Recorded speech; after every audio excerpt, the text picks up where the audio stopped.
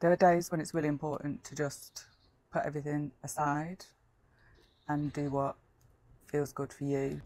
There is just literally too much to do in the house. So I've put my bikini on and decided I can't do anything with my hand anyway, so I might as well stay out in the garden. But then I felt like I'm missing something.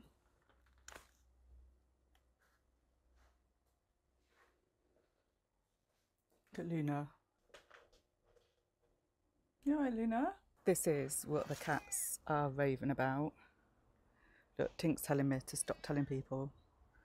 Is it our little secret? I have partly been creating a sensory garden. So we've got like chamomile in the grass and mint, clover, which has gone mental. But since my arm has fractured, it's done its own thing. Look, there's mint. Look at it. The cats are loving it though. There's a kiwi. And who knows, I might even get some kiwi fruit off it this year.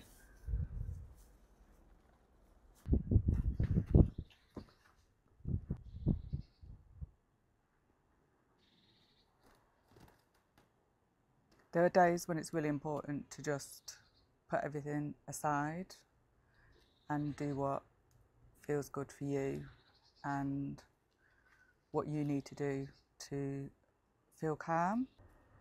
There's a difference between grieving and mourning, and it often gets confused. Mourning is just the external grieving. So this is when people assume that when that period of mourning is ended, that so has the grief, which is far from the truth.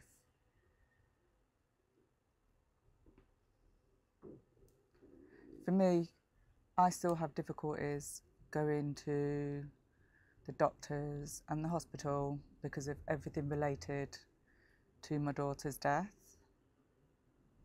I'm not going there unless I have to.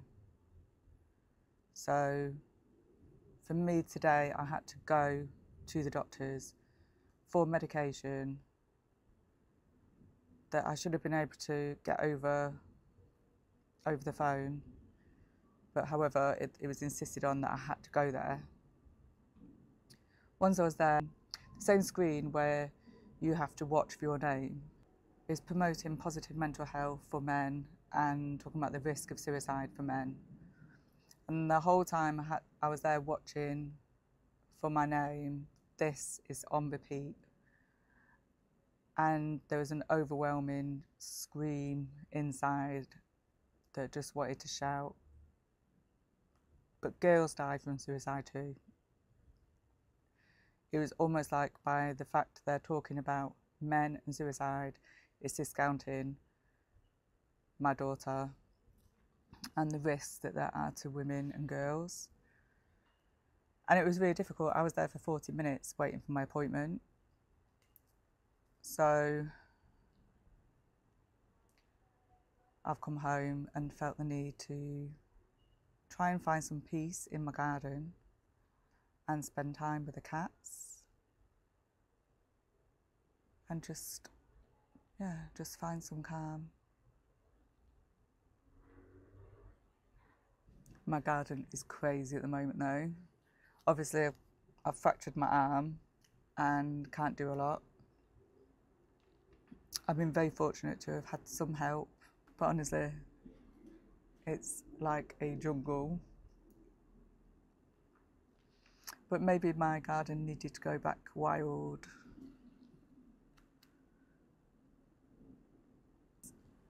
What do people think is the acceptable time of mourning nowadays? And if you lost someone during lockdown, like, we didn't have those normal rites of passage. I mean, the funeral wasn't a normal funeral. It wasn't normal times. There were people that didn't even find out that Diva had died until even recently. People have asked me, how's my daughter? And I've had to tell them. So, I don't know. How long do you grieve for your child? And if mourning is the public expression of grief, well, I'm always going to be in mourning because I will always be doing things in memory of my daughter. Always. Have you got any thoughts on how long each lasts, or is it okay to be mourning for the rest of your life? Should there be a time when you say, right, okay, no, that's it, and you keep your grief private?